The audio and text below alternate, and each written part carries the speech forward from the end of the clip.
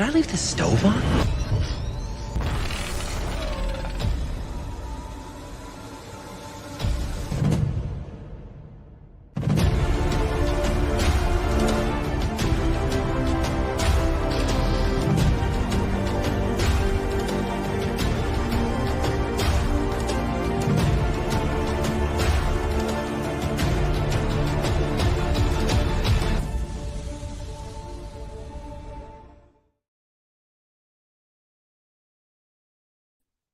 Hello. I forgot to put myself back in. Ladies and gentlemen, boys and girls, children of all ethnicities, how the devil are we? This right here is the Opie-Verse episode 34. Now, you might not know that, or you might have forgot that because it's been a while. It's been a minute, but we're back. I'm back, and I'm here to stay. Would you believe it's actually been, I think it's been 8 weeks since the last time we did one of these. It was the 7th of August, shockingly. And it feels like so much has happened since then. I mean, you like forget about even what's going on in the world and what's going on in this country. Like, we're not here to talk about that. Maybe we will be, but I'm not here to talk about that right this second. We are 4 episodes into Andor, which again we'll talk about that tonight. I'm keen to get your thoughts on it.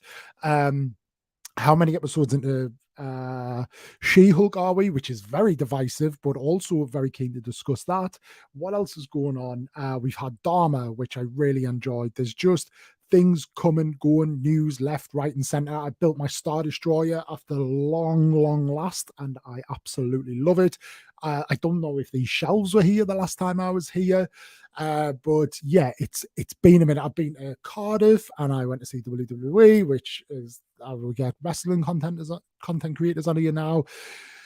So yeah.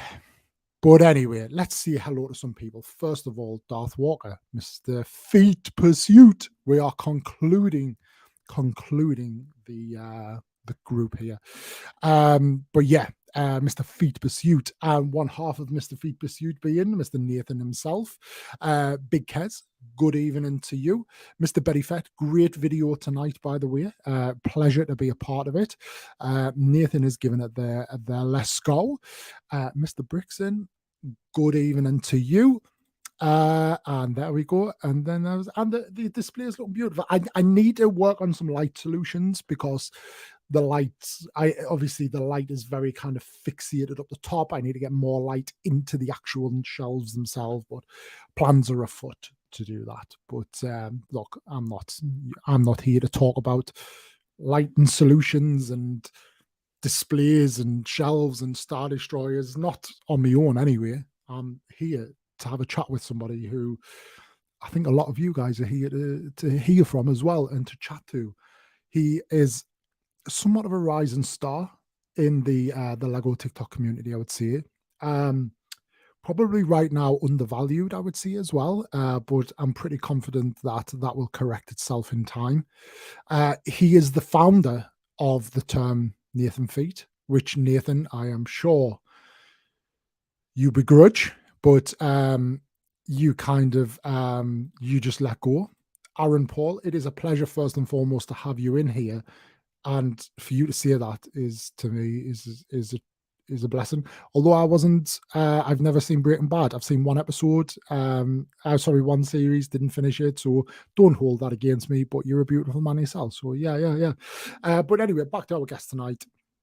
He is, as I say, a rising star of Lego TikTok, and recently hit 10,000 followers and has gone on to hit 11,000 followers since, which is a great achievement. And the reason he is here now is because of that achievement, because I do look to, there's a bit of a cutoff to have that kind of threshold in place. But look, let's not talk about him. Let's talk to him. So I give you the only, Mr. Max, a Brick Pursuit. Good evening, good sir. Good evening. How are you doing? I'm all the better for being here with you, my mate. I am absolutely. Can I just say that is a beautiful set you've got displayed in the background back there. Some people have it, some people don't. This is true. But indeed not. How are you? And yeah, how are you? How's it going? How's your weekend been? How's your week been? It's been great. I've recently got my Saturdays back because I play a lot of sport and cricket on the weekends during the summer, and so Saturdays are a write off for me for the most part. And then I come into like autumn, winter, and getting my Saturday back every weekend.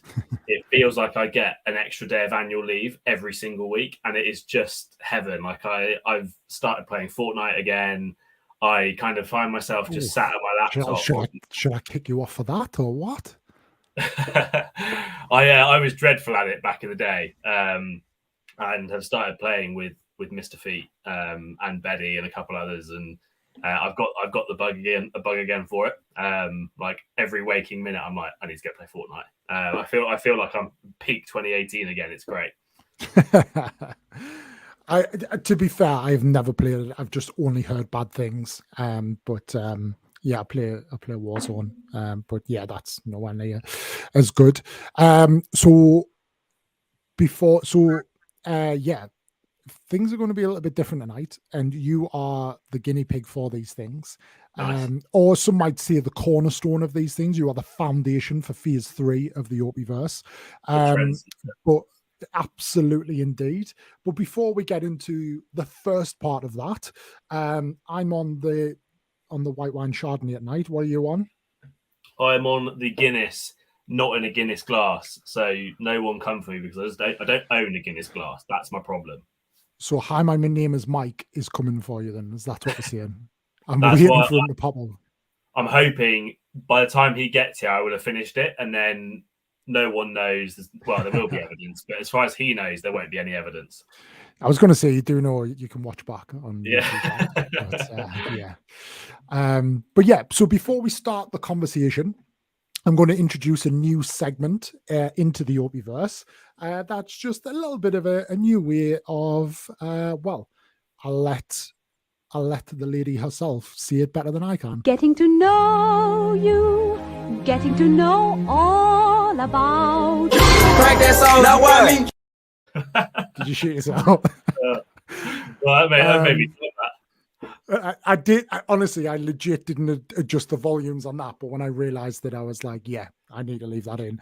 So yes, this is getting to know you, Max, and nice and simple. I'm going to ask you a series of this or that questions. So all you can do is answer. You can't give any context. You can't put this or that. You just simply have to answer as they come. As simple as that. Okay. I haven't written them down. I've kind of given them some thought, and they are somewhat relevant to you. But yeah, I will. They are what they are. 60 seconds, as many as we can, and then we'll go. You ready? Yeah. Okay. Max, Brick Pursuit, this or that. So, DC or Marvel? Marvel. Marvel or Star Wars? Marvel. Ooh. The Dark Knight or the Batman? Dark Knight. Lego or Black Series? Lego. Lego Star Wars or Lego Marvel? Lego Star Wars. Phase 1 or Phase 2? Phase 1. Phase 1 or Phase 3? Phase 3. Phase 3 or Phase 4? Phase 3. Iron Man or Thor? Iron Man. Clone Wars or Rebels? Clone Wars. And last one, what was that? Last one, last one to the comments. I'll see it. So anybody who can chuck out a this or that, first one in gets it. I should have probably teed you up to get one of them in, but first person to give us a this or that, try and keep it clean, but it doesn't have to be entirely clean. I won't choose between people either before you comment that, Nathan. No. First one that comes up. Blue or green milk? There you go. Betty's in there. Blue milk. Is that? Are we talking about Star Wars milk, or are we talking about full fat versus semi-skimmed? That's a good point. I was thinking Star Wars, but in reality, he's probably talking about real milk. Well, I mean, he has just come back from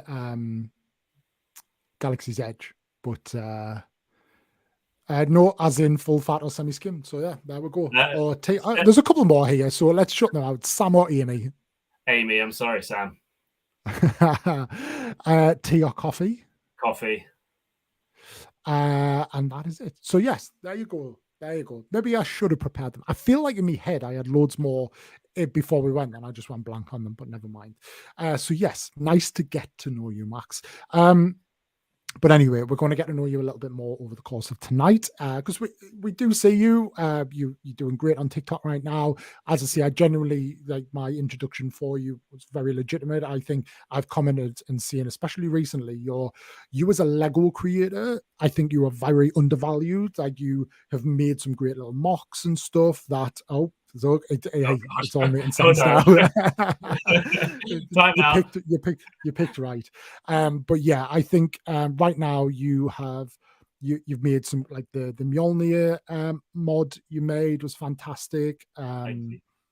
It's at this point you're probably going to see, oh yeah, I just bought them off. I saw somebody else do it or something. But no, what did you make? You made something the other day where I commented that on the bonsai tree.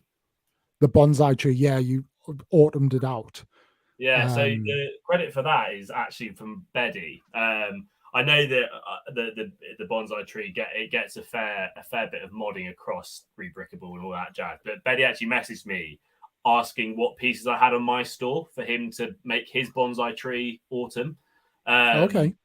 And I went with that and kind of saw what he was going for. I'm not trying to shit on Betty at all, but as in, like, I saw what he was going for and thought, hold on a minute, he's onto something here. How can I like get on that? And I kind of feel sorry for him a little bit because I made sure with him. I was like, are you making content on this? Because I don't want to like do it if you are. And he said he was at some point, but to go ahead, and then that video is then taken off. And so I feel like I've somewhat stolen a little bit of thunder from his views. But no, I really like it. I do it kind of come spring and summer, but this is the first time I've realized that they had like the autumn colors on the leaves and stuff like that. So I thought I'd do a change and make something a bit different. Kind of keeps the set interesting as well when you can mod things. Same with Thor's hammer. I just went with that. I've seen ideas for it in the past, but never known how to do it myself. And you take it apart, you tinker, and that's the perk of a Bricklink store as well, is I can just steal all the pieces I need and kind of figure out what works and what doesn't, kind of thing. Well, indeed, and I've heard you talk about that in the past, that you, just like borrow from yourself, which must be fun when you then get an order in and you're like, oh shit, I need that piece. But yeah. Never mind. But we'll talk a bit about Bricklink tonight and all of that as well. But what I like, let's go back. Let's go way back. So especially I'm particularly interested in this when it comes to Bricklink sellers. Like, is it life imitating art or is it art imitating life? So what's your journey from like nothing to then being a TikTok, like probably being on TikTok, being a TikTok creator, being a Bricklink reseller, and what's the kind of the journey throughout those milestones that kind of brings you to today? What inspired what? Yeah. So there are kind of like three main stages of it. Like I've always been a nerd in the sense that I've always liked Marvel, DC, Star Wars, Lord of the Rings, all that jazz. Like every film series that comes out growing up, I always watched it. I always had kind of the posters on the wall and the lightsabers and things like that. But then it's Amy's fault, really. She's to blame for all these sets in my room because she goes on holiday with her family every summer, and she was going away for a week, and so I was like, I have nothing to do. Like, what is there to do? And it coincided with the Play Scale Falcon, the 115 quid-ish one. Being like 90 quid on Amazon. And I thought I hadn't bought Lego in 10 years at this point. And in my head, I was like, that is an absurd amount of money for Lego. What on earth happened? Like, not a chance. But then the more I sat on it, the more I was like, like just do it. Like, it'll be a bit of fun. It'll be nostalgic, and that'll be the end of it. Wrong. I then built that and loved every single second of it. Amy came back, couldn't believe it. She was like, "What on earth have you spent 90 quid on this for?" That then slowly snowballed, and I think I bought a couple of small ones. I think I bought the bonsai tree, so it was like 30 quid here and there, nothing crazy. And then the 1989 Batmobile came into my life, which was a £250 behemoth. And it was at that point I was like, right, that's the end, done.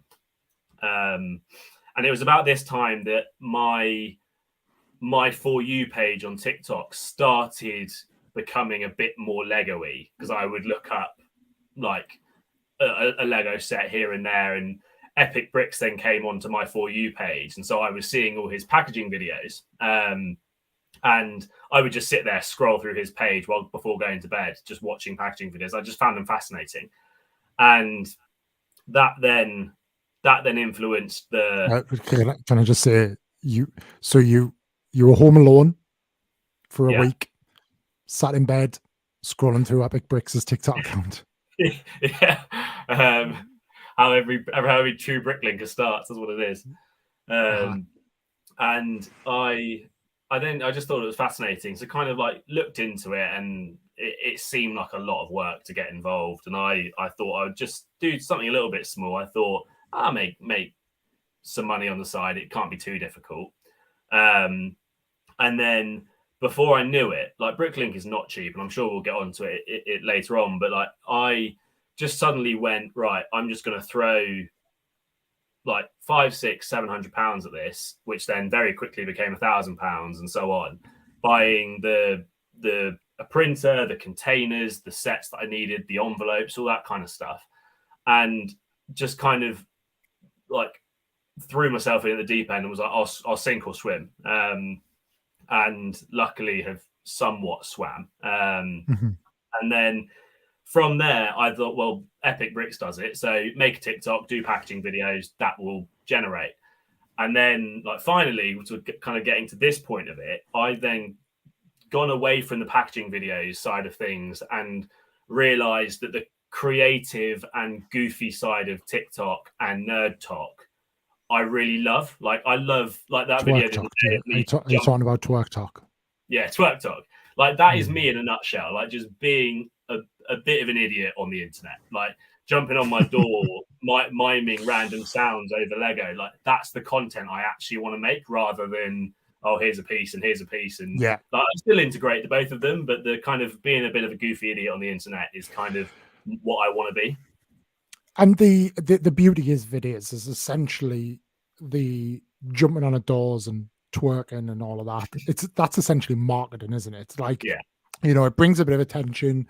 People kind of follow you and gain an attraction to you, and then from there it's like, oh, but he's got a Bricklink store as well. Like, let's have a look, and then go from that. So the two go in hand in hand. 100%. If you needed justification for your twerking on the internet, there it is, Max. Yeah, and I think I've had about 330 orders or so on Bricklink, and I reckon,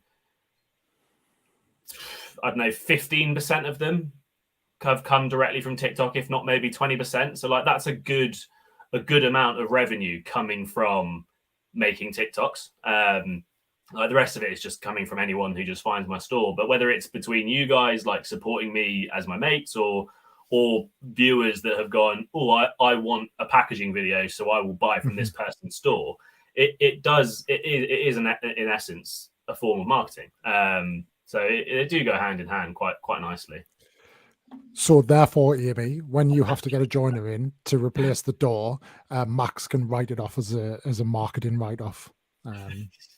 Business expense. Yeah, indeed. But no, I think that's it, right? Is like, especially with TikTok, it's difficult to be a brand and a business on there. Like, nobody buys into a brand. Like, you know, whenever anybody does a marketing video or a branded video, they flop. On the most part, they massively flop because people just don't want to be sold to. but actually what people really buy into, and it's an old cliche, but people buy into people. And if you're kind of subtle in that, it absolutely works. So, and it's nice to have a balance, but ultimately, if you're having fun and you're enjoying it, that's the main thing on there. How long have you? What's the timeline? When did you like download the app? When did you set up? When did you post your first video? Have you had your first year anniversary yet? I reckon November is my anniversary. I think I bought the first set about July last year. Opened my Bricklink store end of October, and I think I think TikTok followed early November. So kind of about nine months into TikTok, a bit longer into Lego, and a bit longer into Bricklink. But roughly a year, yeah. Yeah. How easy did you find it to make that first TikTok? And from a confidence point of view, and picking up your phone and away you go. I would imagine you're going to see it not very difficult at all, and it felt like you were born to do this. No, not at all. The complete opposite. Because I think the TikToks I have made on my private account years ago when TikTok first came out got picked up by some mates, and as a result got ridiculed for them. Quite rightly, they were awful. As you should. As you should. And so TikTok on the Lego side was very much like behind camera, no face, no names, like no one was ever going to find out who I was. It was just going to be me and my brand kind of thing. And that first TikTok, it's still on my page, and I go back and watch it every now and again when I'm bored. And it's like, I sound very square. I'm trying to be Epic Bricks. Like, it is just a classic, pull the drawer out, here's a minifigure. And my voiceover is very robotic. There's no personality in it. It's very 2D. And then I think the more it went on, and it was actually the more I kind of got involved with the community side of things. I think I was a viewer in one of these podcasts early doors. As a result, I think Brixton started following me. Liv started following me, and vice versa, and started meeting all these people, seeing how they were doing things, realized what works and what doesn't. And I then got a bit more comfortable, even staying behind the camera still, just relaxed a little bit more and realized that we're all doing the same kind of thing here and we're all in the same community. But no, I was definitely not a duck to water when I first started. Well, if you were the ugly duckling, you're certainly you're definitely a beautiful swan in that regards now, aren't you? Hanging off doors and twerking and stuff. You're fully took to flight, that's for sure.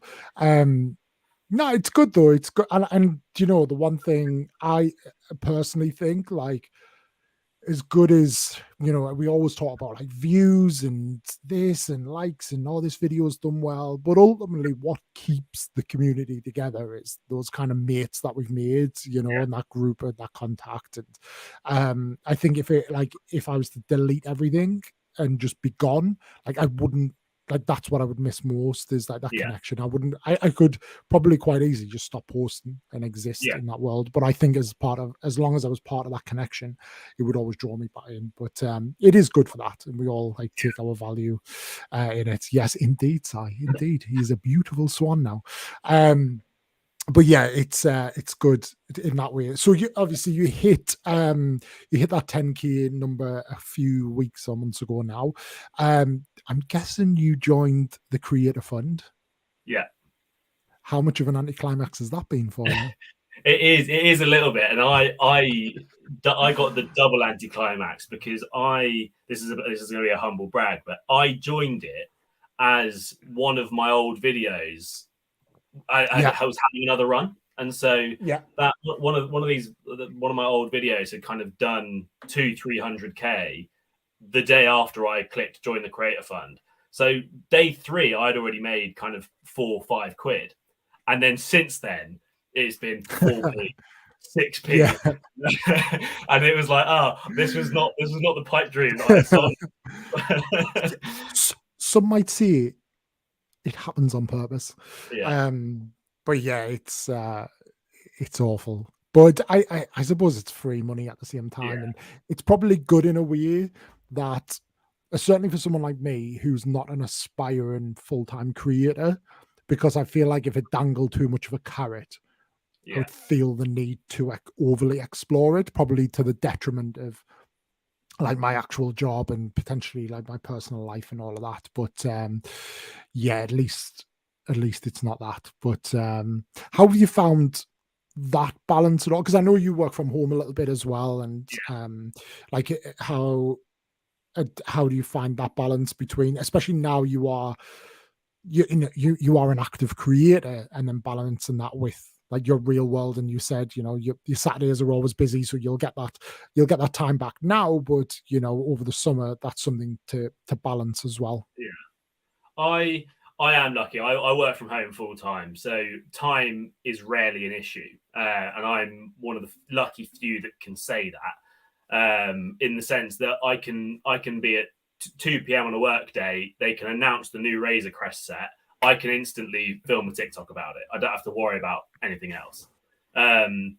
However, I'm not motivated necessarily by views and likes and stuff. I keep tabs of them like anyone else. I'm human, but if views are down and I'm putting effort into and hours into content and stuff like that, and it's not doing anything, I do get to a point where I'm like, right, this is getting tedious. However, when you do get a few and you get people commenting and engaging, and someone messages you saying, "Oh, this was hilarious" or something like that it does keep you going quite comfortably. And it kind of goes back to the community thing as well, like the videos that Betty's been doing recently, and like getting the people in their voice notes, like the one he dropped tonight. And it's little things like that where you're all doing it together. We're not competing with each other, and so it seems like a group of mates making content. It's our individual content together, but like and same with it not being a full-time job and dangling that carrot. You make something a job and you'll learn to hate it. Whereas right now it's for fun. It's a hobby, and the extra tenner you get every 6 months is a bonus. And it's like, and at least you don't have to declare it, and that's the good thing. But yeah, right now it's a hobby, and I think as long as I keep it as a hobby, I will stay motivated to make content. And if I go a week without posting and because I just need a break, then I'm not earning a living from it, so it's not detrimental to anything. It's interesting because the journey I'm coming up to, I think over the next couple of weeks, my 2-year anniversary in 2021. So end of 2020 and then into 2021 was crazy. And a lot of creators who are like booming now did well in that period because obviously it was lockdown. There was just so much attention. It was just so easy to grow. But a lot of those people who were kind of following us as then moved on, but it was so easy to grow. And then like views were so easy to get, like cheaply, like they were so easy to get like views and like all of that. And it just like you felt like you had to be putting those 3 videos out a day. It was never really about the creator fund. It was more about like, I need to grow. I need to hit that next milestone. I need to be doing this. And I think it must have been well over a year before I actually took a day that I didn't post. And it like, I felt like I was like, shit, like I was really apprehensive about doing it. And then I did it and I was like, oh, that's all right, actually. And then slowly over time, I got to the point where I am now, where I haven't posted now for about 3 days. And it doesn't bother me. Like, I'm just like, I'll post when I've got something to post. There are like the 1 or 2 days through the week, like Mondays. If Monday at 8 o'clock seems a really good slot for if you've got a good video, Monday at 8 o'clock seems to be a classic time. Weirdly as well, Saturdays at 6 o'clock, and I've never figured out the weekend slot, but I seem to have now. Like, I'll always try and get something out on those ones because they do seem to boom both on Instagram and TikTok. But other than that, I'm quite like, I could easily live by doing 2 videos a week. I think what I miss most is doing like the lives and stuff. But I even think like lives are very different now. Like, people actually enjoy now more watching the collaborative lives, as long as they're not absolute carnage with like 20 people in and just like, which we don't do, but you do see them. Like, people do like the the core lives and all that? I mentioned to Nathan a couple of weeks ago. I think it was shortly after I hit 10K that I was because your content is very high quality. Like the effort you put into your captions, your overlays, your backgrounds, you can tell it's good content rather than just filmed in seconds and thrown on TikTok.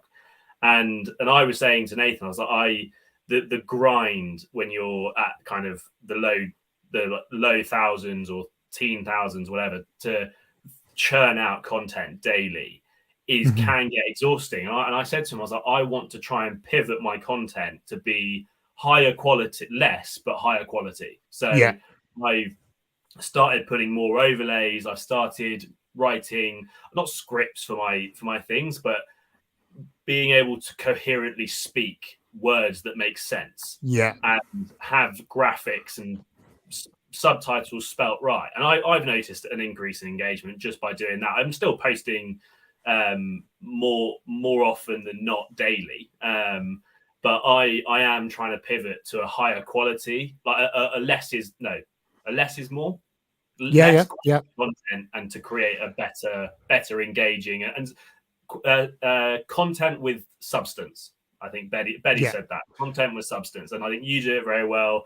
Joe Tabiner, the bloke that's just joined the Discord with he does a lot of Harry Potter videos. I think his content is brilliant, and Betty's content as well recently. Like I want to look back on my content and be like, yeah, that's kind of goofy and stupid, but you can tell that effort has gone into that.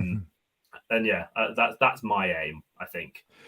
I fully agree and support that. I think where probably TikTok's evolved a little bit and it is a little bit tougher now is there seems to be less trends. Do you know those videos that you could literally pick up your phone, do something, or like voice over something, like mime to something, and all of a sudden, like it would do you like 20,000 views overnight. Like it was just such an easy thing to do, probably 15 minutes, start to finish, get it out. And they are great fillers just to kind of keep content out there, while to give you that time to do that one or two high quality, thoughtful, like thought through videos. But I get it's different, but it's different for everybody, but I just don't see those videos anymore. I don't really see those trending sounds as much as you once did.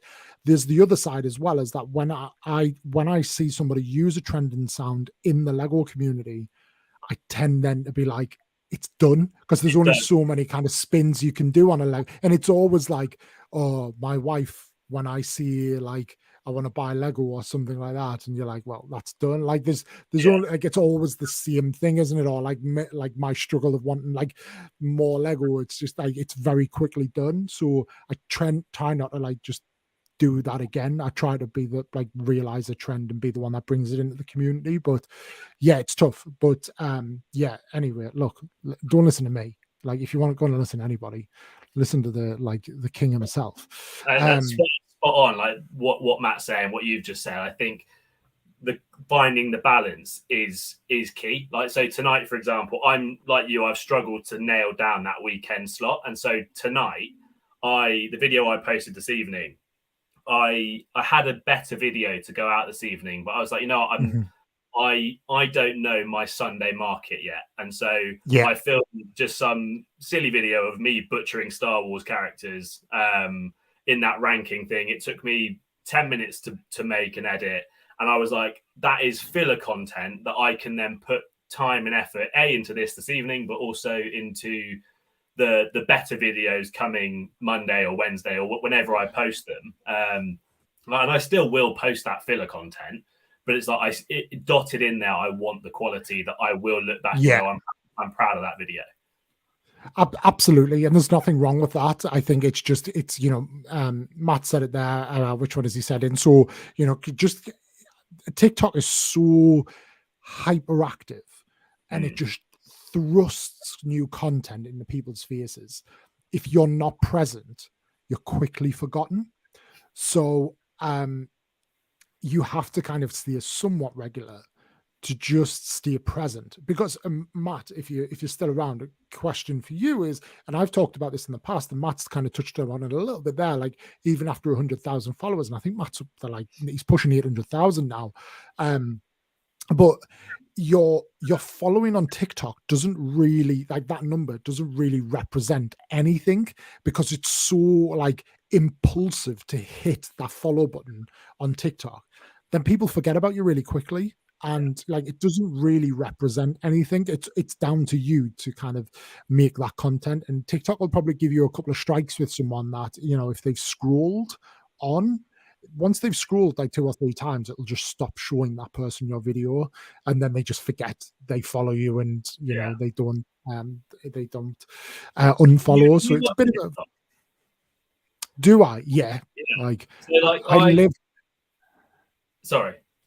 I live between TikTok, Instagram Reels, and Facebook Reels. I like Facebook Reels. Because It's weird. Like, Facebook Reels is nothing. The content I get on Facebook Reels is nothing like anything I get elsewhere. I do think, like, how do these algorithms work? Am I a totally different person on all of these different apps? Because I only ask if you watch TikTok, because I spend an even amount of time between my FYP and my following page. And then before I go to bed, I'll click on my friends tab just so I can support everyone. And like, a lot of people that I know, Amy, a couple of my mates from home, they're like, oh, I've never ever clicked on my following tab ever. I aimlessly follow, but I only watch my For You page. And so I'm there thinking, like, well, as you said, like the following number means so little, because there are probably so many people that are only interested in the FYP and like the current stuff, rather than people who went viral 6 months ago, you had a laugh and so you followed them. You don't care about them anymore. So yeah, it's interesting how people engage with TikTok differently.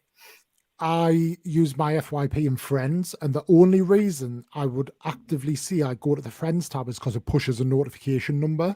It'll say like you've got 8 new posts. If that number wasn't there, I tap it to clear it, but whilst I'm there, I do go through it. But yeah, I'm mainly on my FYP. I rarely go. I used to go on following. I don't know if it still does it, but whenever you post a new video, TikTok used to automatically push you to following rather than back to the FYP when the video was done uploading. So I would do it a little bit then and not realize and be like, oh, I'm getting a lot of people I follow. But yeah, it's weird. And obviously the algorithm is forever changing, and you know, Matt has said it there, like live streams, probably now more than ever, when you think about what TikTok is trying to achieve, like you know, it's all about live streams, and you only have to go live for an hour, come off, and you see how much of engagement you've had on that 1 hour live stream. So it's one of those. It's trying to kind of figure it all out. And then obviously that's just kind of one of several platforms. You've then got Instagram, which is a weird beast, because Instagram was obviously like the king of that type of like short form social media. TikTok come along, and now, you know, they're literally reeling. Like, they don't know what to do. They're getting rid of images. Like, is that the worst thing they could do? I know you said you're keen to like grow your Instagram following. I feel like I get more brand engagement through them. It might be that I actually don't, like it, because I don't actually know. Like, people do say they see me on TikTok now, but like, how valuable is it, and how valuable will it be in a year? I don't know. But it's an easy win. Just to, you know, if you've got a good TikTok, it's an easy win to just drop it on Reels. But that's the problem is it's a totally different algorithm, and it's more of a grind to get going. Like, they don't give you anything for free on Reels. Yeah, I think I need to take half an hour. I think I sound like a boomer here. I need to take half an hour and go and learn Instagram, like. Because I know TikTok like the back of my hand. Like, I know all the buttons. I know where to edit, how to change sounds. Whereas on Reels, because I don't use them and I rarely upload to them, I don't know what Reels can offer me. And I think if I just spent half an hour going, okay, like I can add sounds here. I can put my location there. I can do this, do that. It might encourage me to then utilize Instagram as a platform as well as TikTok. Because right now I'm just like, I'm being ignorant. I don't know it, so I'm just not going to use it. And little things like that I need to just take the time to do it. I literally do nothing as far as editing is concerned in Reels. I don't think I've ever made a reel in Reels. Everything has just been like, everything is made elsewhere, whether CapCut or TikTok, and then transport it over. But yeah, it's an interesting one. And then I think that what's different is the hashtag strategy is very different. And where you've got to be careful on Instagram is a lot of places will tell you that more hashtags the better. But my experience is actually it's not. Like they're probably about 5 or 6, 4, 5 or 6 is probably the ideal. But yeah, figuring it out in times and all that, it's just so weird. And then you've got YouTube Shorts as well, which is a whole other beast. And like I've had a YouTube Short sit there with like 30 views for a week, and then I'll wake up one day and it's got like 5,000 views, and I'm like, when did that happen? Like it's just. I didn't even know that YouTube Shorts was a thing. I've never even once thought, I'm going to go on YouTube and scroll Shorts. Didn't even know that existed. Well, I think what's happening now is, from a viewer's perspective, people. 2 seconds. I just want to say, Nathan, thank God you're back. We've sat here in silence whilst you've been away, so we can resume the show. Thank you, mate. My other half wasn't here. I couldn't bear it. What I find is, and YouTube is probably a prime example of this, is people have certainly YouTube viewers are loyal to YouTube. So as TikTok kind of got on the rise, and probably started to catch people's ear, and people were kind of dipping in and out. And what they probably found was people were dipping out of YouTube and being very slow to come back. So they then introduced Shorts to kind of keep people in the app between or when they weren't watching their longer form content. But I think from January, they're really unlocking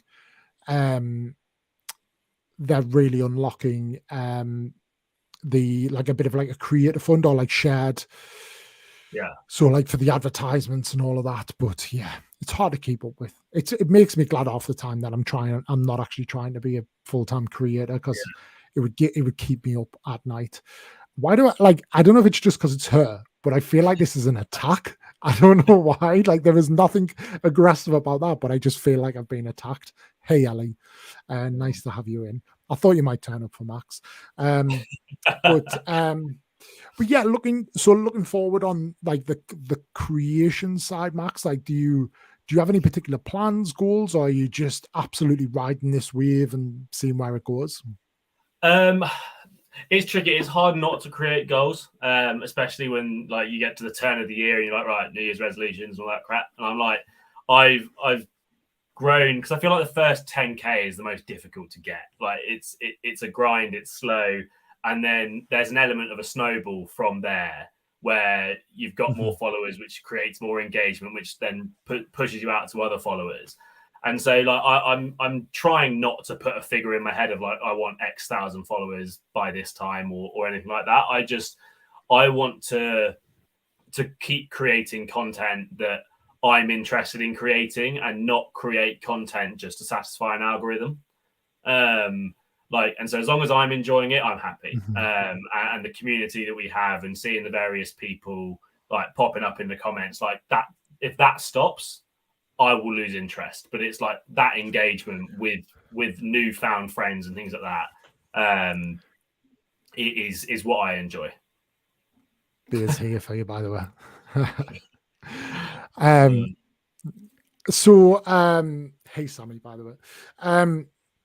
No, I think that's a good point. And do you know, I made that Zavi video the other week, and it's something I like before I even had the affiliation with Zavi.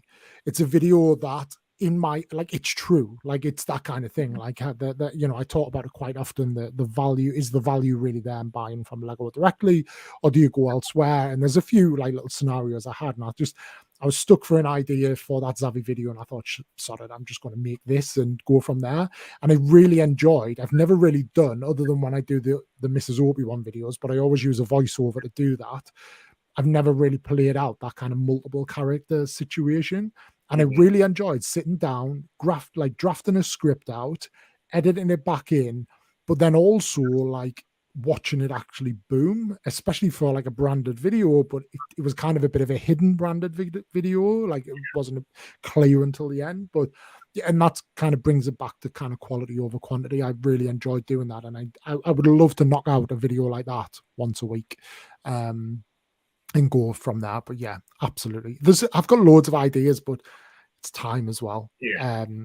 And I've got some ideas for like coming. I feel like MCM is a great opportunity to like launch another arm of my content, especially with like people being around, and then go from there. So yeah, speaking of, James is here now, Max, so we can make a start. So we're all good. So welcome to the Opie-Verse, everyone. 6 months on, still call him Jeff. He will never be James. Jeff. No, he's Jeff. Jeff. I call him Joff rather than Jeff, but yeah, weird. I don't know. But yeah, Jeff. But yeah, I totally get that. And you know, when you talk about goals, like I've had like little spikes through the year. I probably started the year on about 55,000, and I'm on like 89 now. And I really should be on a lot more, but I focus my attention elsewhere. And I don't really apologize for that, because like I've been off exploring YouTube and basically got to the idea that I'm never going to be a YouTube creator. So actually my YouTube content is solely going to be Opie-Verse stuff. But I still in my head think I can get to 100K on TikTok. And the thing is, when you're at like 90K, that 10,000 can be one video that does well, or literally like 2 videos. So yeah. We'll see. But one thing I was going to say, and you're probably going to get the brunt of my frustration here, but this is like a pet peeve I have of all brickling sellers. So you all do packaging videos, right? But when we talk about marketing, what you're seeing is, I had this figure, you can't have it anymore.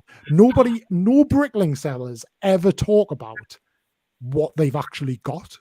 Yeah, it's interesting. I feel like it will vary from seller to seller. Like someone like Reese, he could make a killing from doing exactly that. But Reese will like tip about 1,000 figures on the floor and be like, look what I've got, and you're like, don't know what's there, mate.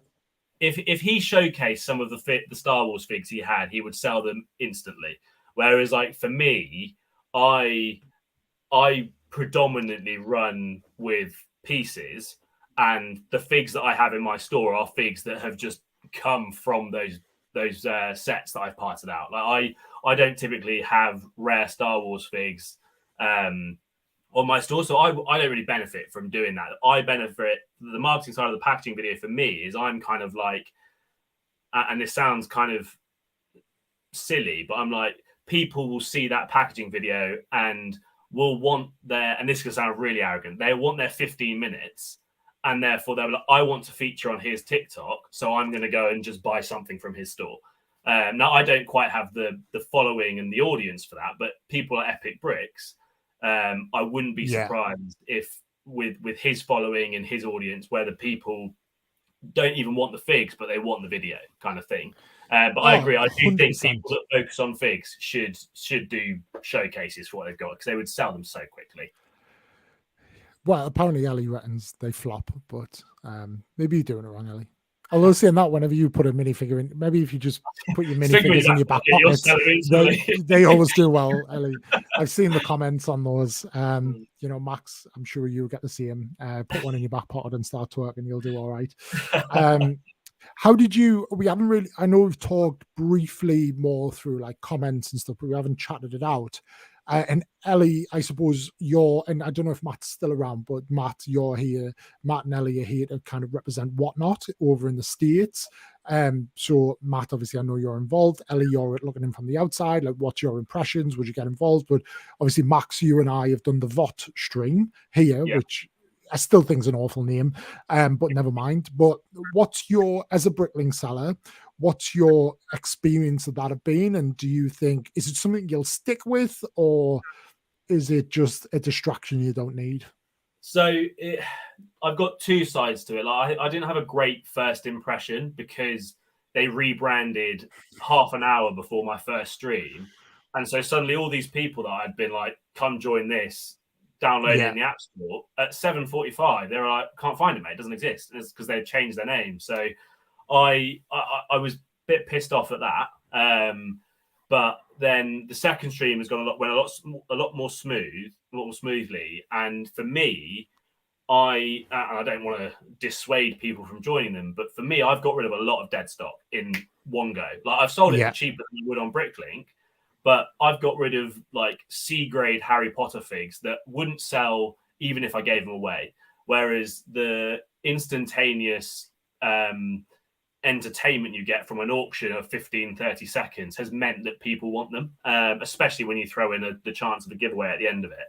I think the thing that we're struggling with compared to Whatnot is the amount of people that follow us. Like we've chatted in private about it. Like it is just me, you, Harvey, and Reese at the moment. And Bill, we are basically creating a category, the four of us, from nothing. And we're the ones that are going to take the brunt of the teething problems, the losing stuff for cheap and things like that. And what I think if it can gain the traction that Whatnot has, we could be on for a winner, I hope. Yeah, I agree. I think where the US followers and Whatnot have that leg up is they're using referral codes, and they're basically saying to people, come and have like £15 credit or $15 credit. So people are joining thinking, well, I've got $15 free and then if I never come back, but they're not, hopefully they're on the hook. But yeah, it's an interesting one. I did enjoy it. It was a bit insane. Will I do another one? Probably, because I've got a few more, but not being a seller particularly. And I would never put I don't think I'd put anything of value on there.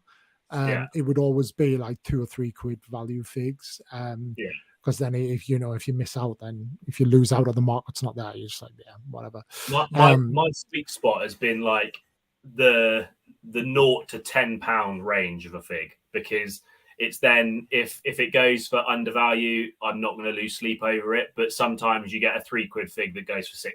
And it's apples and oranges. But I wouldn't ever put up a 60-70 quid fig, because I would watch it disappear for 12 quid, and it would ruin my day. But I'd be the same.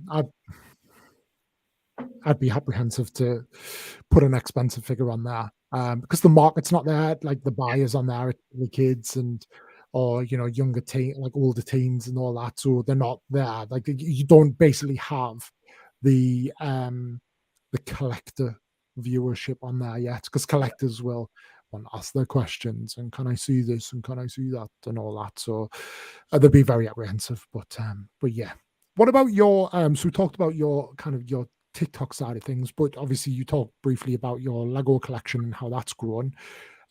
What's on your list right now from a Lego perspective? So it's a fairly uninteresting list, but like a lot of my big thing with Lego is I love. Sorry, way to sell it. I know is I love the display ability. Like to me, my Lego set is someone else's painting on the wall. And so it's kind of like, or someone's house plant. It's like my decor kind of thing. And so I like sets that display well. And I like to create a display in my room that looks good and that I enjoy coming into work every day, into my office, and it all being there. And so my current plan on this wall here is I've got a four pack of before you give us this. Can we just clarify? You said it's your office, but it's also your guest bedroom, right? So whenever you have guests over, this is the room that the guests will be staying in, right? Yeah. So this is the bed behind me, and the amount of times that the guests will come over and be like, "I'm worried that your falcon's going to fall on me in the night," and I'm like, "If it does, make sure you're gone before I wake up." Just lay perfectly still. I will not move. But yeah, sorry, carry on. And so there are four main, like relatively affordable X-wings at the moment. You've got the Red 5 X-wing, the Resistance X-wing, and then both of Poe's X-wings, the orange one and the black one. And I want to put them flat up against the wall in four corners on my not like the four corners of the ceiling, but like around some framed comic books that I've got up on the wall. I want a display of the X-wings flat on the wall. That's my next little artsy Lego-y project. But at the moment, I kind of anticipated that question, so I was trying to have a think of like what I want, and I realized that there isn't a whole heap at the moment that I'm I'm interested in. Like apart from I'm missing the orange X-wing is what I'm after. But like I don't have space for the Razor Crest, the Black Panther bust. I like it. I wasn't convinced on it, and then it was like being told off by my mum and dad. You and Ellie both on TikTok were like, people that don't like this, you're a fool. And I then went, yeah, you're right. I'm a fool. I like it now. And so like, if it wasn't 250 quid, I would probably look at getting it. But I will wait and see if that goes on discount. But I'm kind of like the Star Wars is doing all right at the moment, but the Marvel and DC side of things are really poor. And so like there's no Batman sets coming out. There's no like apart from the Black Panther bus, there's nothing major coming out. And so I haven't got that to look forward to. I'm only looking at Star Wars at the minute. So I'm sure I'll find stuff to spend money on, but yeah. So here's a question, and I've been wanting to ask loads of people this, and I always forget to ask it. But what excites you in a Lego set? Like when a Lego set's announced and leaked, like what gets you like what turns you on in a Lego set? I would say the displayability for one, but it's the how it made me feel in the pop culture that I was watching it in. So like Thor's hammer, for example, I'm like, oh, that's cool. I need that. Like, because it's like the icon of Thor in the Marvel universe. So I was like, that is going to look so cool that I'm finally going to get my Thor's hammer or my Iron Man helmet and things like that. And the iconic ships in Star Wars, the Millennium Falcons, the X-Wings, the things like that. That's what I look for. It's like how iconic it is in the pop culture that I love. So like that little Andor ship that's come out, the Battle of Farrax, whatever it's called, couldn't care less about it. I'm sure it's a perfectly fun build, but I don't. You're not bothered about minifigures, are you? You're not really. You're not particularly. And so the displayability and the how much I loved it or how iconic it was in the show. Because as a kid, like the idea of having Captain America's shield or being in the Iron Man suit and things like that, that's what every kid wanted, or being the Millennium Falcon pilot. And so now being an adult with adult money, like, I can't be the Falcon pilot, but I can get my own Millennium Falcon and stick it in my bedroom behind me. Like that's what I look for when I'm getting Lego sets, and I love it. That really resonates with me because I always say this, but I'm more of a Star Wars fan and a Marvel fan, but certainly more Star Wars fan than I am a Lego fan. Lego is just the merchandise franchise that I choose to kind of articulate my love of Star Wars through. So that's it for me. So I'm like drawn to, okay, well, like what actually do I like about it? And that's why I had a load of clones, but I don't give a shit about clones. Like I really, like I'm not that bothered about them. So I got rid of them all, and people are like, oh, who's your favorite clone? Like, I don't know. I don't really care, but so I totally get that. I always say the 501st troop because they make me a fortune on Bricklink. I have no better answer for when it comes to who my favorite clone is. But funny enough, with the Lego Star Wars link is I liked Star Wars like any nerdy kid growing up, but it was always at the bottom of my list when compared to Marvel, Batman, Lord of the Rings, whatever it might be. And like I'd seen all the films, I knew who the characters were and all that jazz, but never really, I wasn't part of the fandom that takes over TikTok and all that kind of stuff. However, since getting into Lego, my love for Star Wars has skyrocketed. Like and probably because I talk to you guys every day, and like naturally through just the osmosis of it all, I just absorb all this Star Wars information. Osmosis. No, that's a word. This is an adult stream when we're talking about osmosis. We are grown-ups. And so I think being exposed to all this content and chat about Star Wars, I've just forced myself to love it, and it stuck. And like obviously being into the Lego, you can't really avoid Star Wars, and so that's another thing that I love about getting involved in the Lego scene and the TikTok scene is it has reignited a passion for for the Star Wars universe that I didn't quite have a hold of in my like teenage years and my child years. I love that. And as a result, I've now got entire shelves dedicated to Star Wars sets. I've got that thing behind me, and I love it. It's really good. I think that as you grow, like as you evolve, well, as you just mature more than anything, rather than evolve, we're not Pokemon, but like you find like a new appreciation for things, and you see things through a different point of view, as you would see it. But no, I totally agree with that. So, like, final bit on the Lego, then I would say, then, given like what you said and how your love of Lego is particularly driven by your love of pop culture, regardless of what themes exist, what moment in pop culture would you like to see captured in a Lego set that isn't already? Ooh, And it can be like from anything, regardless of if it's like a current Lego theme, whether Lego would ever touch it. This is your moment to see it. Like, I would love to capture that, and this is how I would capture it. I would love, in the first Avengers film, they have that cinematic sequence in the final battle where the 5 or 6 main Avengers are in the middle of a destructed New York, and the camera pans around them. I would love to some sort of diorama set, like display set, that kind of depicts like a destructed New York, maybe with the Avengers Tower in the background, with then just a platform for those 5 or 6, can't remember, characters to be there, like just ready. I think that as a diorama would look insane. I love the diorama sets. I think they're like, you can, as you said, you can take a snapshot of a moment in pop culture and just make it a Lego set in the space of 30 odd studs, and I think they look great. That or the Fellowship, when the Fellowship get together in Lord of the Rings, I think would look great as well.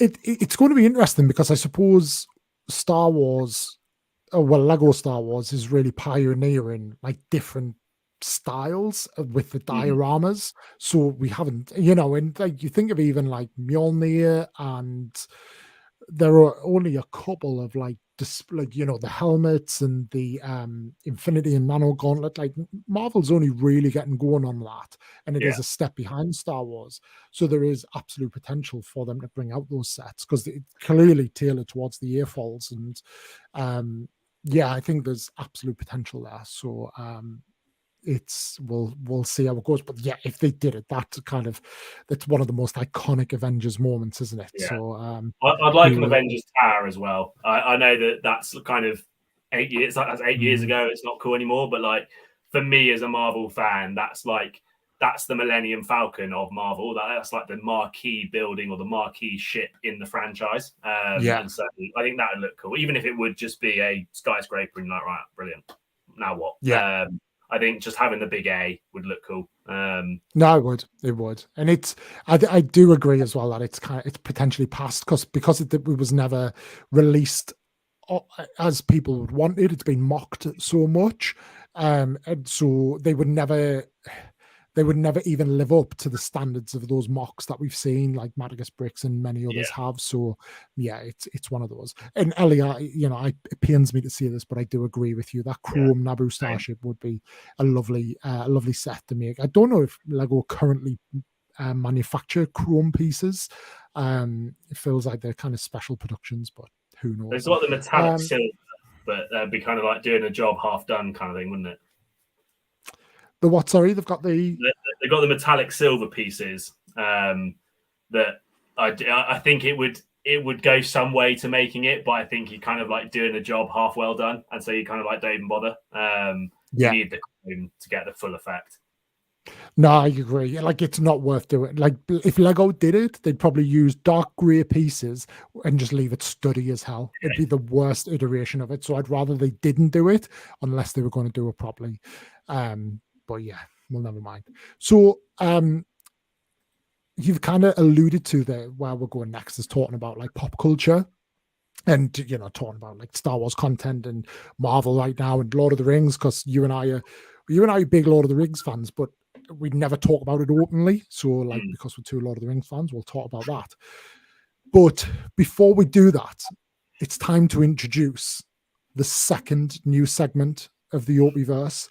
And this is the one you do know about and probably have been dreading somewhat because you piped over it. You do. I hope you do. I hope you've remembered. But if not, you're going down this route anyway. But rather than me tell you about it, let me introduce you to... Call your champion.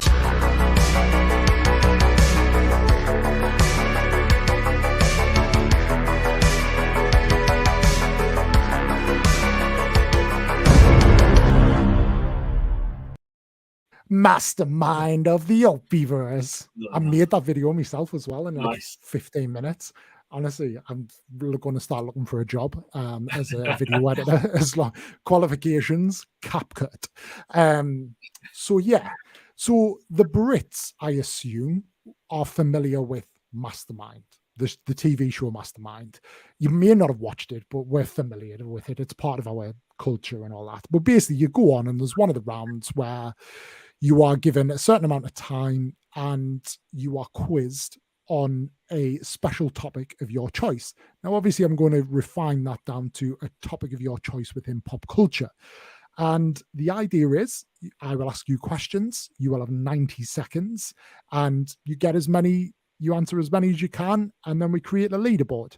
So for those of you who have been on the Opie-Verse previously, can I be phone a friend? You'd probably waste these 90 seconds just doing that.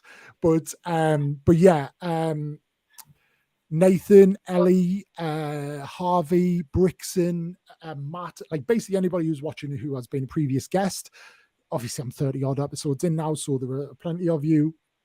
I want to get you back on, whether we do it, bring you into a live when I'm doing somebody else's Opie-Verse, or yeah, it probably start you getting people back on as well, because we can just kind of talk about how things have progressed.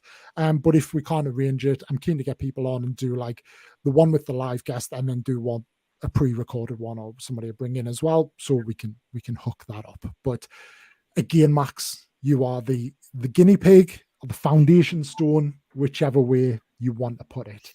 So it's annoying. I'm guaranteed top spot for at least a week, which is great. Oh, there we go. That is true. That is true. So, as I say, you get. All right. So this is the bit I want to clip. So let's do this a little bit different. Let's be really professional in how I say this. Okay, Max. 90 seconds. Mastermind of the Opie-Verse. Your specialist subject in pop culture is The Dark Knight. The Dark Knight trilogy. Sorry, I fucked it up. Do you want to reclip it? Okay. Okay, Max, 90 seconds. The mastermind of the universe. Oh, so I've fucked it up now. See what you've done. Guinea pigs. That's what we are. We're guinea pigs. Okay. We'll try again. Okay, Max, 90 seconds. Mastermind of the Opie-Verse. Your specialist subject in pop culture is The Dark Knight trilogy. The Dark Knight trilogy. Any questions you're unsure of, you're welcome to see a pass. If I complete the questions that I have in those 90 seconds, I will loop back and we'll cover them off again. Any wrong answers or any you've passed at the end, we'll cover off from there. Okay? Guys who are watching, feel free to... Oh, I need a pen and piece of paper or something. Otherwise, I'm just going to get to the end and be like, how many did you get right? So otherwise, because that'd be a nightmare. But yeah, guys, if you're watching, I'm sorry, anybody who's watching, feel free to play along as well. This is where you find out that I do not have a specialist subject in pop culture. No, I back myself. When I was researching these, half of the questions I didn't know the answer to myself. That fills me with confidence. I also realised earlier in the this and that, when you asked me if I preferred DC or Marvel, I said Marvel, and then I've chosen a DC topic. Yep, I'm glad you mentioned that because I forgot. But in my defence, it is true. I do prefer Marvel over DC, but I take Batman as a singular out of the DC. Yeah, well, yeah. I think that's understandable. By the way, so I'm going to use this to mark your sheet on, but I need to share this. This is my signed topless picture of Harvey with his lightsaber. So that is a wonderful mind. Indeed. Anyway, so Max, 90 seconds, Max,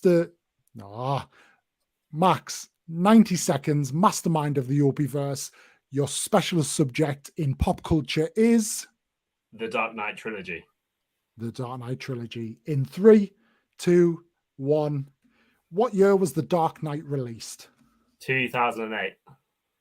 Correct. Which villain appeared in all 3 Dark Knight trilogy films? Scarecrow. Correct. How many Oscar nominations did the Dark Knight receive? 8. Correct. How many did it win? 2. Correct. What is the name of Liam Neeson's character? Technically Deckard, but he then reveals himself to be Ra's al Ghul. Okay, cool. Fine. And what was the name of his organization?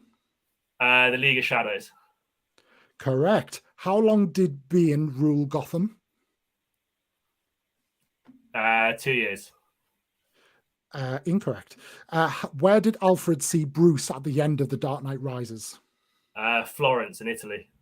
Correct. I'll give you 2 points for that because you got Florence as well. How many bank robbers were there at the beginning of The Dark Knight? 4. Nope. Come back to that one. What is the Joker's alias as the robber at the beginning of The Dark Knight? A clown? Nope. Other than Christian Bale, which other actors have featured in the Dark Knight trilogy and the MCU? Any one will do. That's your last one. Pass? Yeah. Do you want to? It's your last one, so you're welcome to have a guess. How much time do I have? Like 5, 4, Tom Hardy. 3. Correct. Oh, there you go. Yeah, of course, he was Bean and Venom, who was brought Of into course the he MCU. was. Of course he was. Yeah. So there you go. Nice one. So congratulations, Max. You got, and guys, correct me if I'm wrong, but I counted Max got 9 on there. I'm a bit gutted because I spent ages and I've got like about 20 odd more questions there now, but I'll save them for in case anybody else comes along. So any questions you got wrong? So how long did Bane rule Gotham? It was 5 months. That's how long he was down the hole. And then how many bank robbers were there? There were 6, including the Joker. When that one. So yeah. Well, Betty got 2. So you did well. You did well. What was the Preston. What was the question with Yale? What his disguise was in the bank robbery? What was the answer to that? Oh, Bozo. Oh, So it's yeah. Bozo the clown. Yeah, he was Bozo in that one.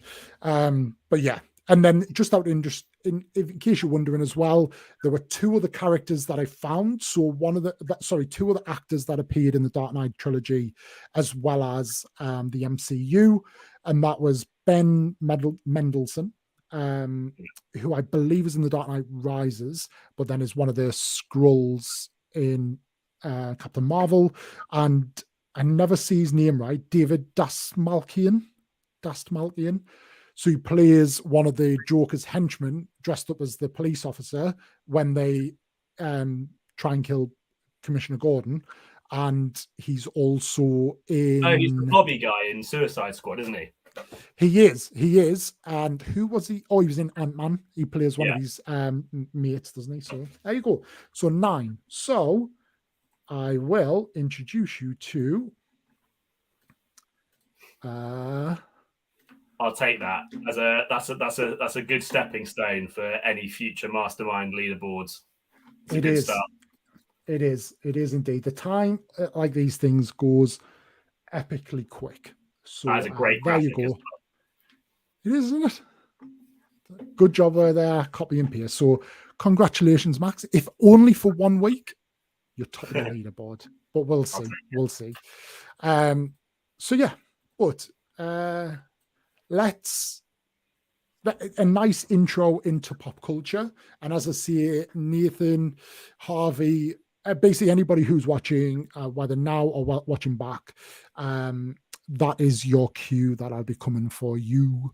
That was a good, nice little rhyme to get you on the board as well. So start thinking about what your pop culture topic will be. And it can't be the life and times of Nathan Fett. Or Damn, I would have got so many more points if I did that. What if you did Nathan Fett? Yeah. If I did the life and soul of Nathan Feet.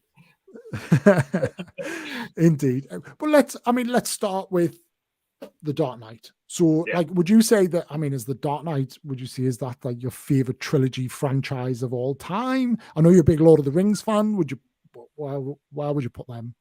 I think so. I think it's between those two. Like I've never properly split them. If I put a gun to my head, I would probably say the Dark Knight trilogy. Like that's the one I can happily recite lines from, know the quotes from. I can sit there on a hungover Sunday and just watch it be done. Mhm. Whereas with Lord of the Rings, I love them. I love them from the bottom of my heart, but they are so long that they just don't quite have the regular viewing that the Batman has, just because of the length of them.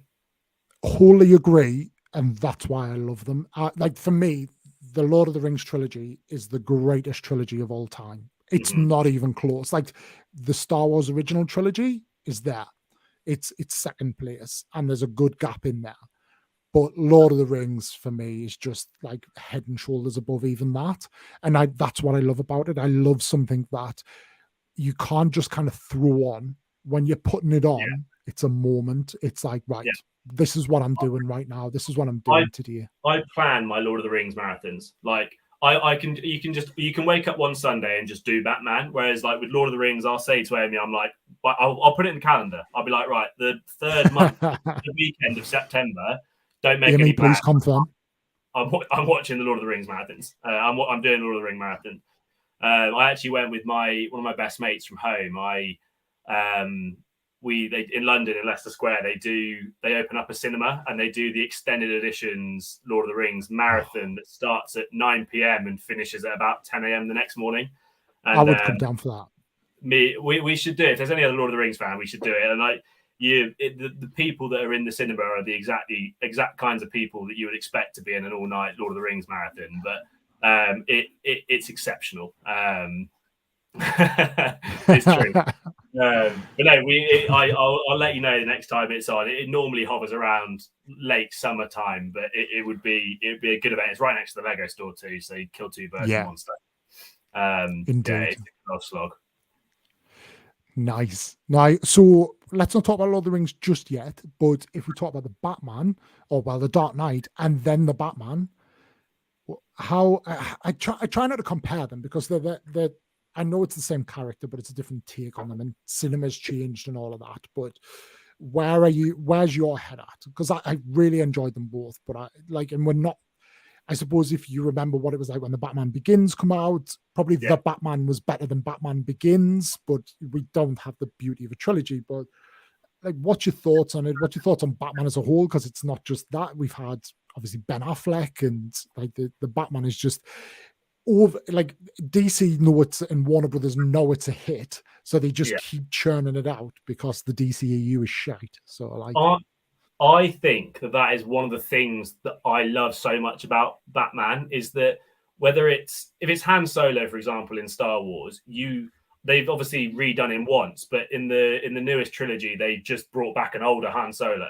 Whereas with Batman, there's so many different interpretations of him that each story or trilogy or TV series is completely different, and you get to make those comparisons. Like, you've got the Gotham TV show, you've got Batflick, you've got Robert Pattinson, you've got Christian Bale, you've got the older ones, the animated ones. There are so many different variations of it, and they're all so different. Like, you hit the nail on the head there with you can't really judge it until you've seen the whole trilogy of the new Batman. And I was a skeptic coming in. I was like, being such a big fan of the Dark Knight trilogy, I was thinking it's not even going to come close. It'll be cool, but it won't come close. But then I watched it twice in the space of a week, and I was kind of like, actually, this holds up to it. This stands on its own here. I think it is, as a standalone film, I think it is better than Batman Begins. And I think I'm really annoyed that they leaked the reveal of the Joker for the new Bat. I think because he looks so terrifying as a Joker, and I think the actor that plays him, I think, will be exceptional. And I just think if they had let that be a cinema reveal, like they did in No Way Home with the Spider-Verse and things like that, I think it would have just had that impact. Whereas now I know what he looks like, and so I'm expecting it. And I think the difference being is the difference was Bruce Wayne in the Dark Knight trilogy. Christian Bale is a playboy. He's a billionaire. He's in his mid to late 30s, whereas with Pattinson, he's in his maybe mid 20s as a portrayal of Bruce Wayne. So he's not an arrogant billionaire yet. He is still a naive kid. And I think it's a very good like neo-noir crime thriller with the theme of Batman as like its overtone. And I absolutely loved it. I thought it was an exceptional movie. I thought the soundtrack was brilliant. I thought maybe went on a little bit long, but that's films in 2022, isn't it, in general? I am very excited for the overarching trilogy of it all. I think I hope they don't cock it up, but I think it has the early potential to stand with the Dark Knight in terms of Batman trilogies.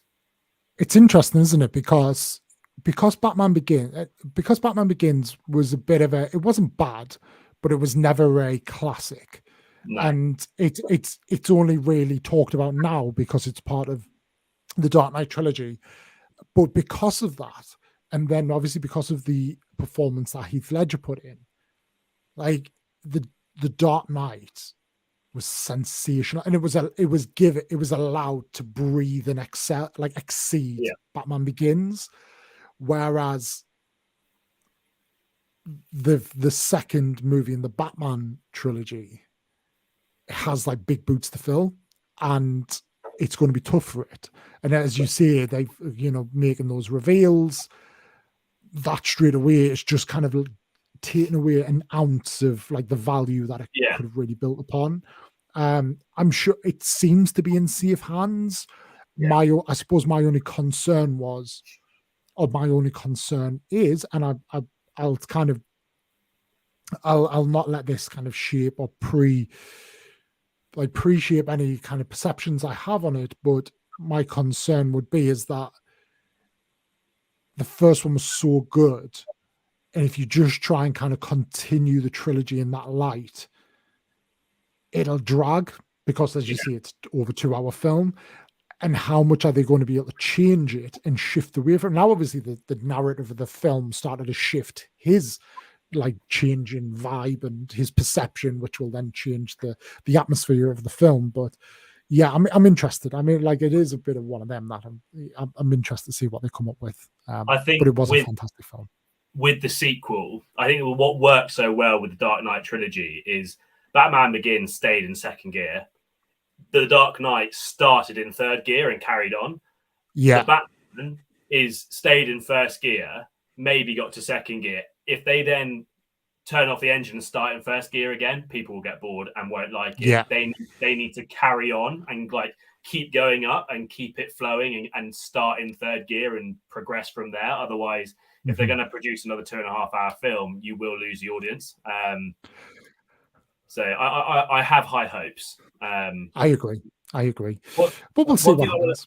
One thing I want to ask you on The Dark Knight is, do you think, like with Heath Ledger and everyone saying he's one of the greatest Jokers of all time, one of the greatest villains of all time, do you reckon his death created this bubble, if you like, that made Dark Knight better than it is and made his performance better than it is because he died? Or do you reckon that doesn't correlate in the same way that Marilyn Monroe died beautiful and therefore is always remembered as gorgeous? Is the same way as Heath Ledger died with this final role and therefore he's remembered for this iconic role. Do you think it holds on its own?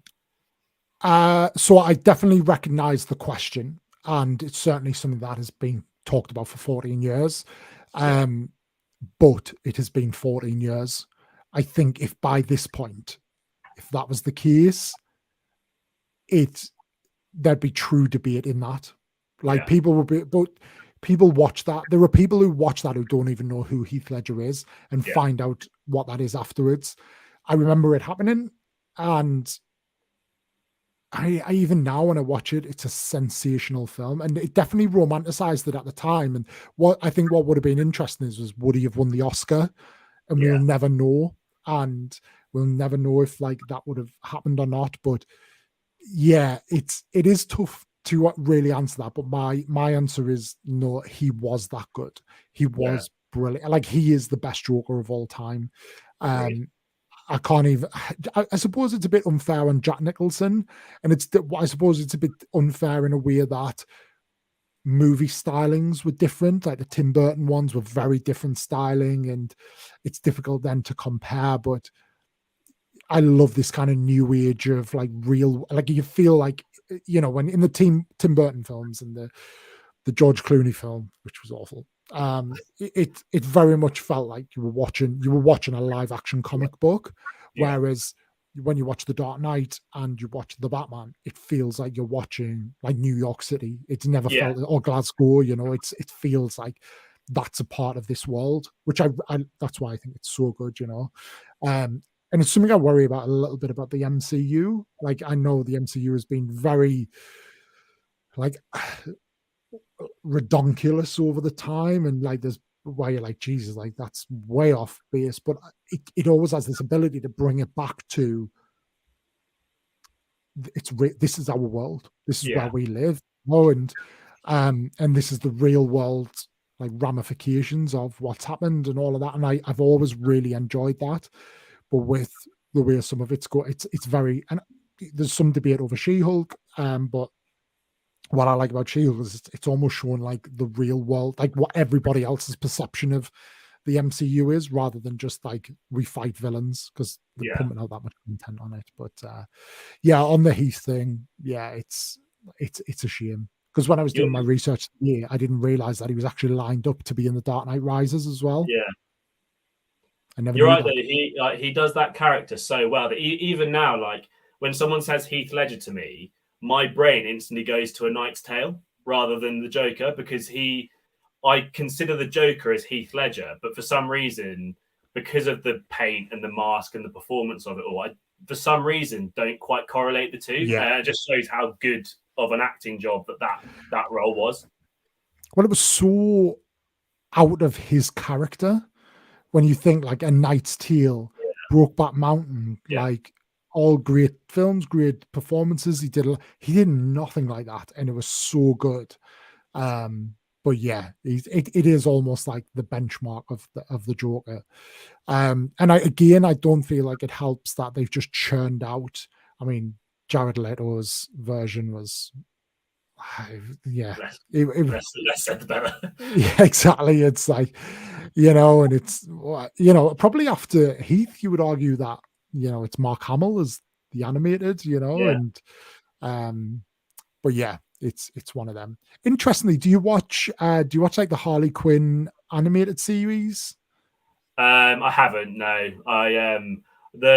My problem is that a lot of the, like, whereas the like Marvel and the Star Wars series and all that kind of thing are really accessible. I don't know whether the Harley Quinn series is, but like the Batman animated series, I love to go back and watch that, but it's not on anything. And I don't think the DC stuff, and correct me if I'm wrong with Harley, but I just don't have the access to it that you do with Marvel and DC. I would watch it if it's accessible, but the Harley series is on E4.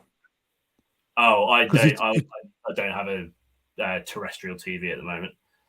I think you watch online though, kind of like 4 on demand. Okay, I'll check it out then.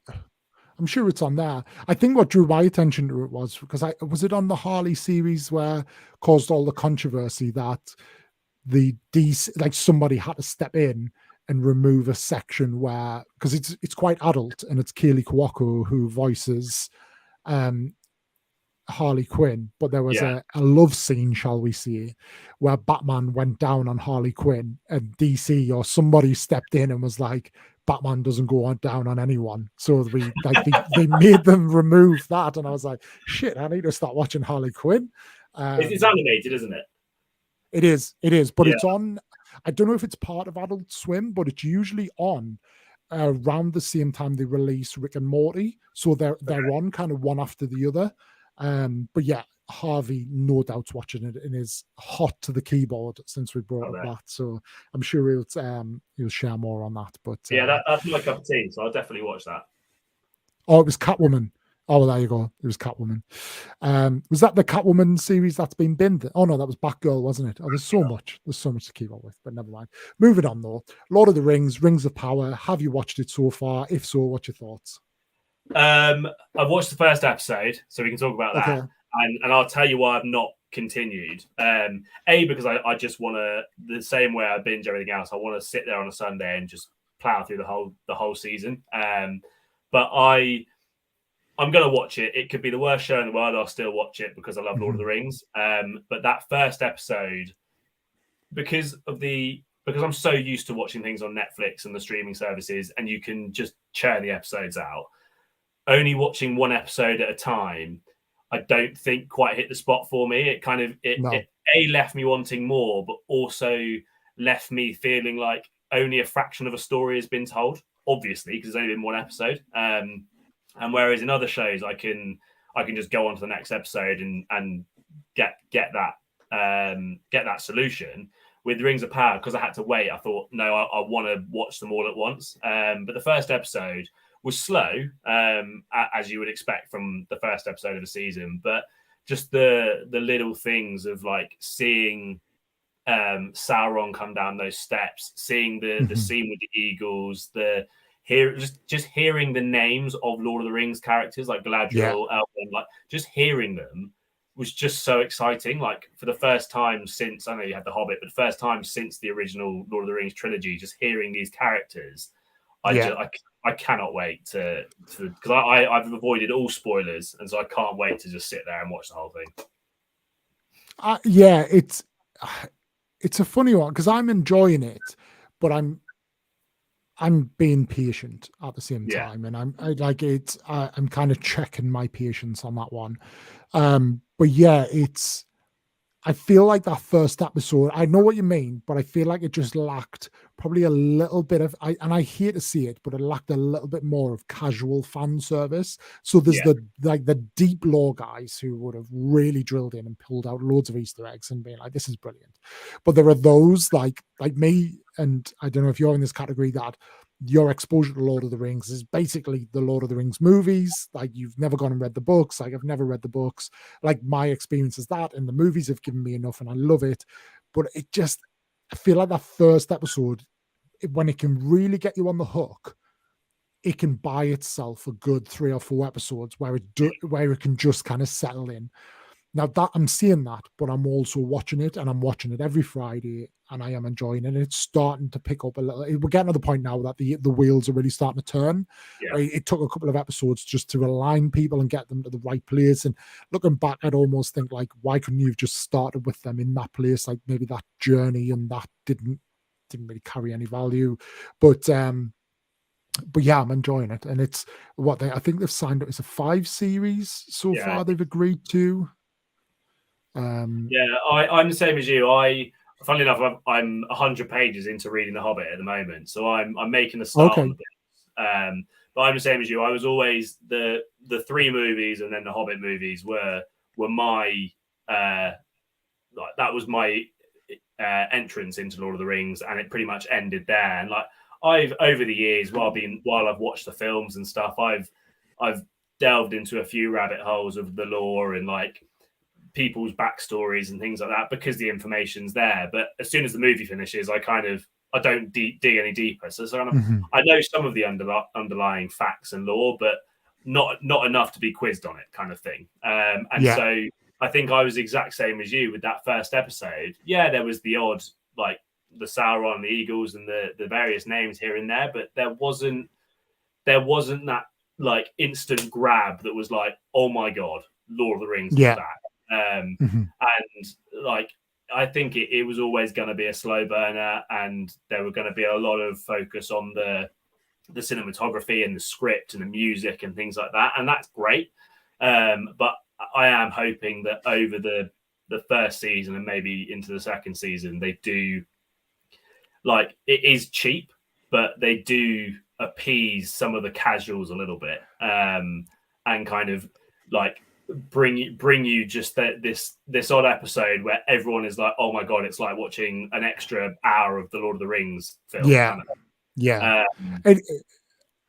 it's that thing, and without giving really anything away, what it's done of like for the rest of the season is it's started to raise a lot of questions, but it's offering no answers. Now it's clearly doing that on purpose, but that only goes for so long where people are like, just like tell us who this person is or what's that and stuff. Like you're clearly dragging this out, and I hope we at least get past the first series whereby.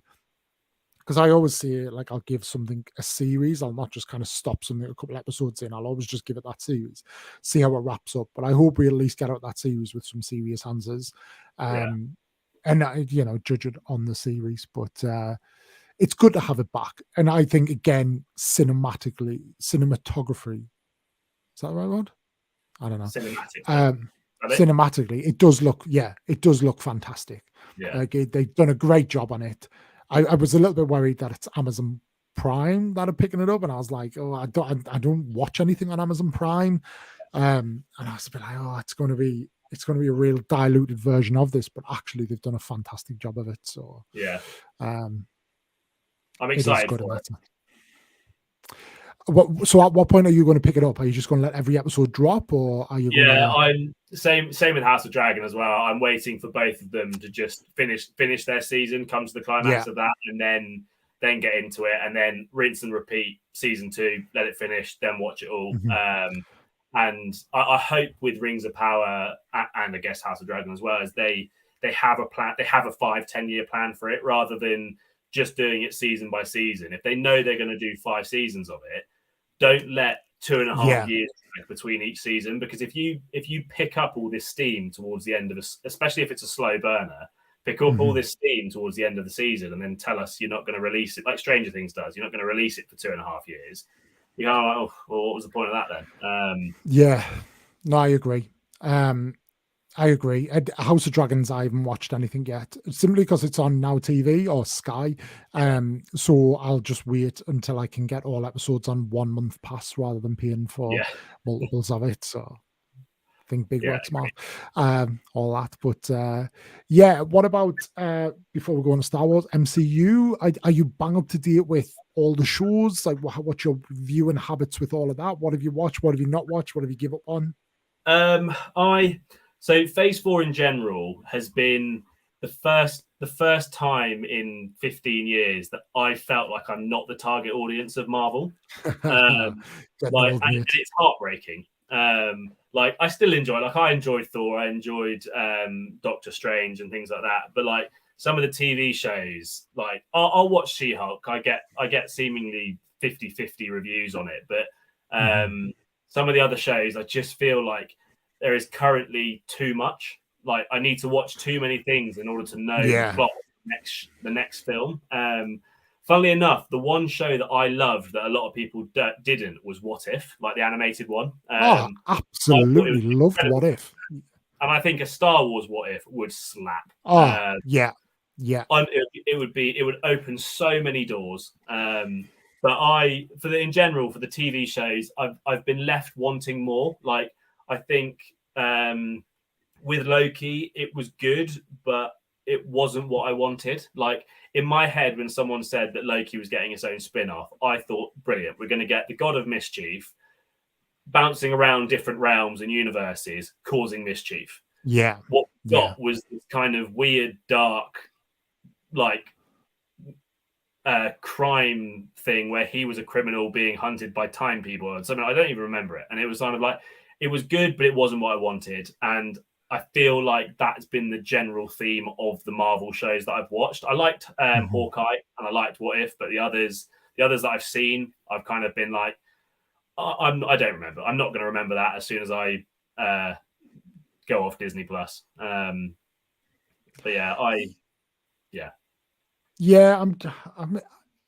conscious that I might have, like, in my own head forgot some, but on the other hand, I did really enjoy Loki. I had no expectation. I didn't know how they were going to go in for it, and I think that's my thing. Is I've got very little background source material on Marvel. I get all the characters that I did know the backgrounds of have been done, whereas the characters we're getting now I don't.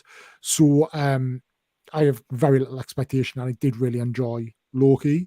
Ms. Marvel was like, meh, but at the same time, as to your point, I recognize I'm not the target audience there, 100% not. And so I just kind of like, well, it wasn't for me. I watched it. It was something to watch once a week and go from there. But weirdly though, with She-Hulk, I feel like I'm kind of 50% the target audience from an age demographic. Yes, probably more aimed at women a little bit, but at the same time, not wholly. But yeah, I kind of get that, person in the 30s who's just kind of like, you've got some success, you feel like a bit of an imposter in some ways, and in other way, like, so I get some of that, but again, like it's not targeted at others. So, but I totally agree, and Nathan's just said it there. Oh, we haven't even talked about Moon Knight. Moon Knight was brilliant. I Moon Knight. I again, and this goes back to why I don't watch series one episode at a time. So I watch the Star Wars series one at a time because I know that I need to stay relevant for the TikTok. But for Moon Knight. For Moon Knight, because I was watching an episode at a time, I think when the finale came out, I was on holiday or something, and I just not seen it. And again, I think on a similar premise to Loki, in my head, I made the mistake of creating what I wanted in my head and then wasn't given it. And I was thinking, I want a cool mummified wizard thing to go and just cause chaos in Egypt. Awesome. What we didn't get that. To an extent we did, but it wasn't. I think I created this thing in my head and was then disappointed, and I think it was definitely still one of the better shows, and I do need to go and finish it, but I just need to stop creating what I want shows to be, and then I'll avoid the disappointment. You absolutely do need to stop doing that. It's one of those, but yeah, I do agree with Nathan though. I think it's just overly saturated. And it's probably, I dare say, Star Wars has probably got it all right at the minute. We get a couple of series a year, you get a bit of respite in between. I probably got it right. We just need 1 or 2 films a year. Even one Star Wars film a year with 3 or 4 series would be perfect. But yeah, so you're up to date with Andor without spoilers, just because it's current. But how are you finding it? I haven't watched the most recent episode. I watched the first 3 when they came out. But I mean, as far as I'm concerned, there's nothing to spoil because I don't really. I think this. Well, you've got to be conscious of the viewers. Oh yeah, I mean, I can't even remember it, so I won't spoil it. Yeah. But I think this comes down to me being slightly more casual than other Star Wars fans in the community that we're in the sense that I liked it. But to me, and this is probably why you guys do like it, is to me, it just seemed like just a random TV series set in the Star Wars universe. Yes. Rather than, for me as a casual, wanting pew pew and swords and light swords and the odd Easter egg here and there. Like, as a casual, I've not got that. Whereas for the diehard Star Wars fans, they probably just love that it's in the Star Wars universe and it's something different. And that's exactly me. I do enjoy it, but it hasn't quite grabbed me like, say, Kenobi or Boba Fett or Mandalorian did. Watch episode 4, especially from an Easter egg perspective, and come back to me, because it's the most Star Wars thing.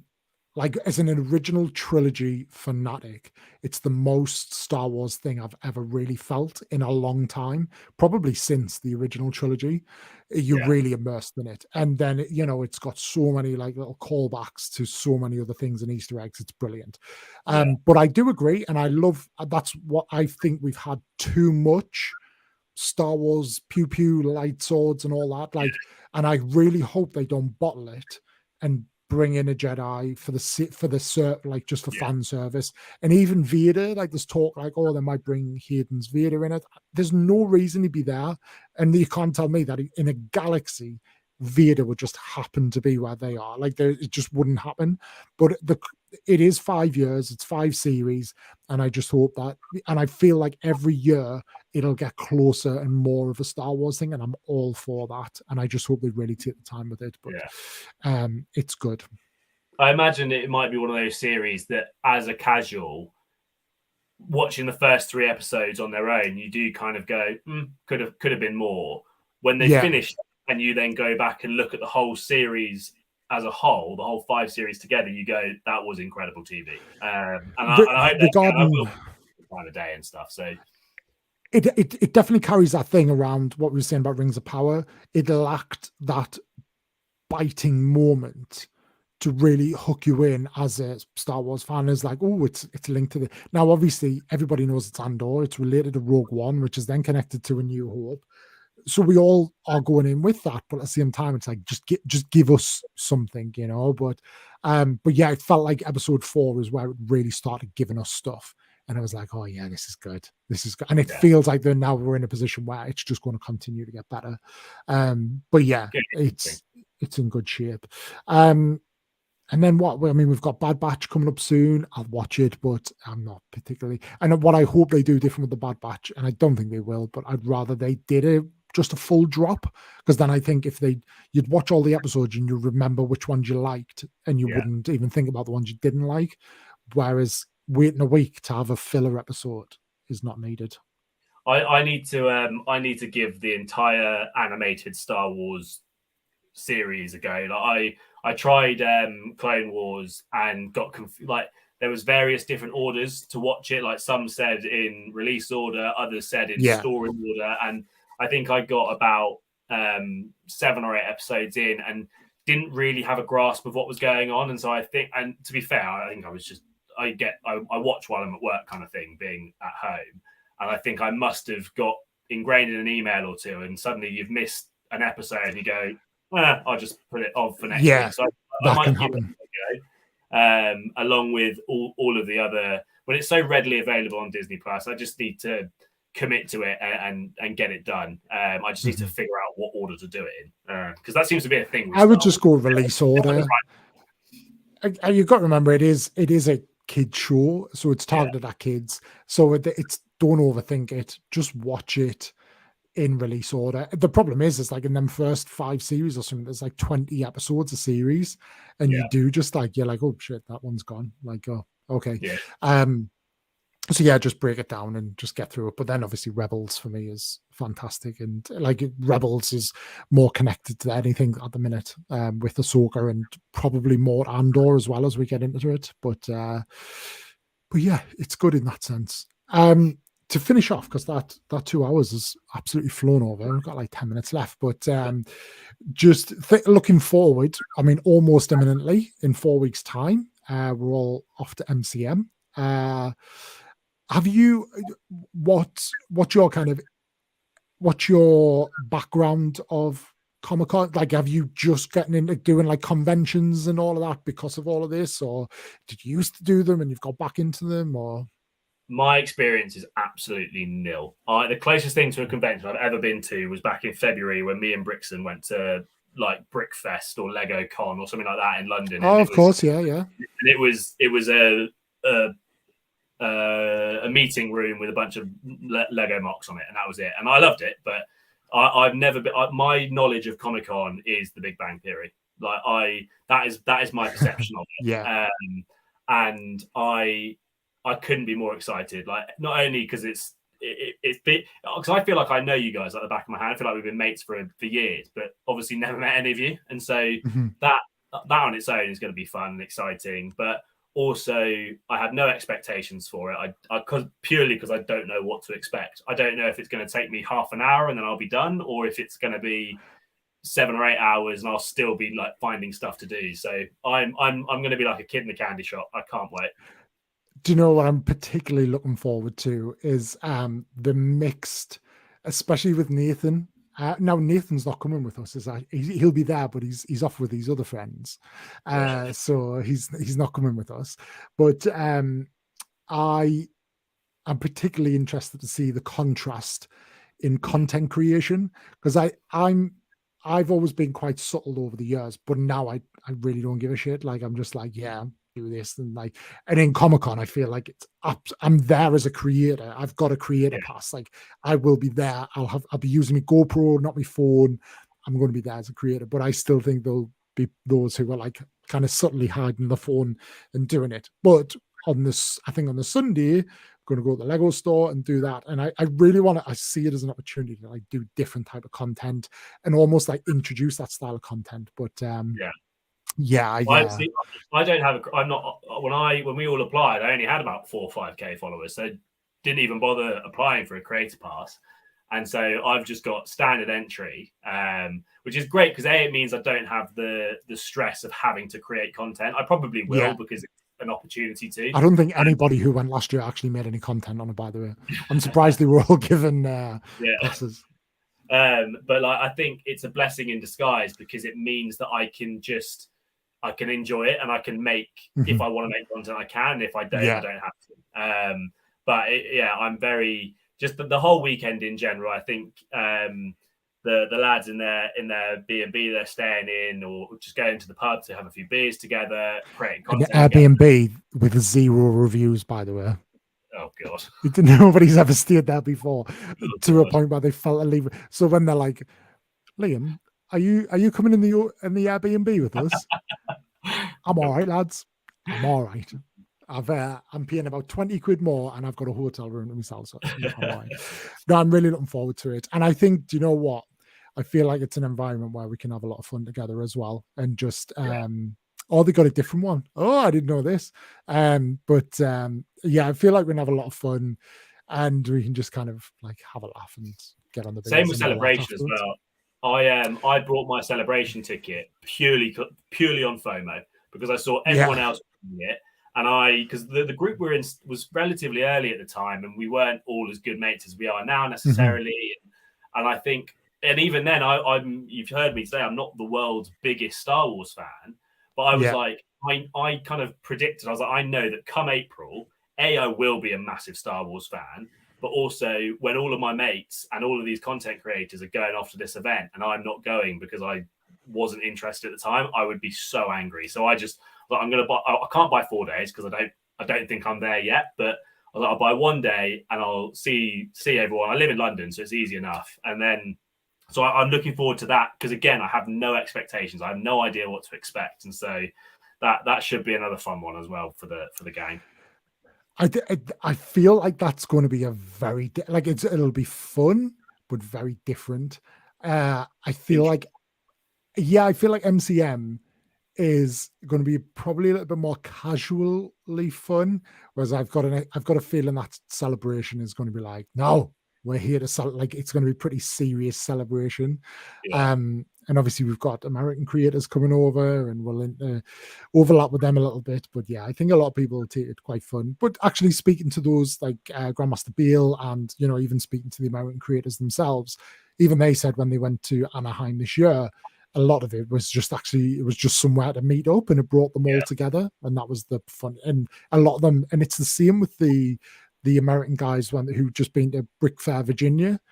We did get a lot of content out of them, but at the same time, it was kind of very much in the moment content. There was very few like big vlogs and stuff, but it was because they all just really enjoyed spending the time together, which, friends. Yeah. So looking forward to that. Looking forward to that. But yeah, I've got some ideas of content. So need a cameraman and some plant members of the public. Which I feel like you're made for. But yeah. Give me a script. You're not scripted. That is me in a nutshell. Well, I just feel like we should all do a video of each other whereby, like, where you've got AirPods in. Oh, and you nice. come up to someone and you're like, oh, you've just dropped something. And they're like, oh, yeah, I'm listening to the Linkin Park. And then just we should all get a video of each other and post it on. Like everybody posts one video of that. But yeah, be a good laugh. Do it outside the Lego store; it'll catch on really well. But yeah, to wrap up, Max? But like, what's your plan for the next week? I suppose we're now in October, which is like the last quarter of the year. Like, what's your plans for the rest of the year? I go to Tenerife for just a break. Tenerife on next Sunday for a week, just to kind of go and sit on the beach and just decompress from work, from life, from everything. Other than that, I do want to keep like growing everything TikTok wise. Funnily enough, Bricklink wise, I might wind down over the next 6 to 12 months. I kind of the pieces side of things is a lot of capital. It's a lot of money and time. And with the prices going up, finding deals and sets to part out is so much more difficult, especially when the big time players are so much more have so much better accessibility to it. And so I'm at the moment, I'm currently trying to learn the minifig market in terms of like what the names of all the Star Wars figs, but also their rough value, so that when I can see things on Marketplace and eBay, I can snap them up and kind of potentially over time move away from pieces and into figs, because I love the business side of Lego. It pays for the hobby. It keeps it's doing having a small business in your hobby is really refreshing, because it doesn't feel like a chore. Like even when I'm parting sets out, I'm still there playing with Lego kind of thing. But just the time and money that the pieces side of Bricklink takes, I'm willing to give it another 6 months and just kind of see if I still have the passion for it, and then maybe move on to the minifig side of things and see if I can do that. And especially with the introduction of VOT as well, that is a potential. If you are purely minifigs and I've got stock to burn, then it's a good way of dumping £100 in sales instantly, kind of thing. But like life-wise, just chilling. Like I'm happy. I work from home. I have a lot of spare time to indulge in my hobbies and my friends and in TikTok and things like that. And as long as that is still a passion, then I'm going to stick around and still be part of the community. Beautifully said. Beautifully said. Do you know, speaking of VOT, what we should do is we should all bring our like surplus figs to London for MCM, and we should just all jump on one person's VOT and just like all of us just pile in and be like, right, today this, and just like absolutely have a laugh with it. And then that would probably do quite well. I feel, yeah, because we could, like, if you think like me, you, Harvey, just, you know, whoever else wants to get on it and promote it, and we just use one person's stream, and then just go from there. And we could even split, like everybody chucks a tenner in, and or 15 quid or something, and buy like a set as the giveaway right at the end. It'll do all right. Giveaways, always indeed. But no, Max, it's been an absolute pleasure to have you on. It's been a pleasure to chat. I know we've chatted before, but I think only once on that group thing. I haven't, as I say, I haven't been doing as much live as I'd like to, but I feel like summer's just been so busy where, you know, as we get into the autumn and winter months, hopefully things will settle down. And I do think on TikTok, like core lives, not too many, but like 2 or 3, 4 max, like does well, and it kind of kills the monotony as well. So definitely up for doing more. Those little late night Friday or Saturday night lives that we did that one time a few months ago was great fun. Where we were all just sat there chilling, having a beer and just building something, and just perked up when we needed to. That was good fun. It's what life's about. It's what life's about. Yeah, I really appreciate you having me on. Feels like just been chatting to a mate for 2 hours. It's been great. Exactly. It's what it's all about. It always makes it easy. I told you the time like flies once you sit in, and it just absolutely shoots. But to you lot, it's been a pleasure as always to have you. Thank you for being as rowdy as you have been in the comments. Next week's going to be interesting because I've got a wrestling creator on, so all of my typical Star Wars fans will be like, oh, okay, but it is a girl, so then they'll be like, oh, well, okay. So we'll see. You're a weird bunch like that, but yeah, we'll see. But you know me, I don't just talk about one thing, and we'll go from there. But yeah, this is it now. Funnily enough, I've been talking to Epic Bricks as well, because I'm dying to get Epic, and he's one that like I've always wanted to have on. And when I've set this thing up like over a year ago, he was somebody that I set it up for. Like, he's somebody I really want to speak to, and he and I have been mutuals for so long. But it is that imposter thing where he's on over 1 million and I'm on like less than 100,000, but he's actually like the soundest guy ever. And he's always really forthcoming. So, and he said he wants to come on. So I'll hopefully get him on soon. And then lining up doing some in-person ones as well. So maybe we'll do like an in-person drunken pre-recorded one in London, which could be disastrous and spell the end of my TikTok, YouTube, and actual careers. But we'll see. We'll see indeed. But yeah, to you lot, if you haven't already, just hit that like button. I'm sure you have, but if you haven't already, and hit that subscribe button and tune in. But this is the Opie-Verse. I'm Opie1.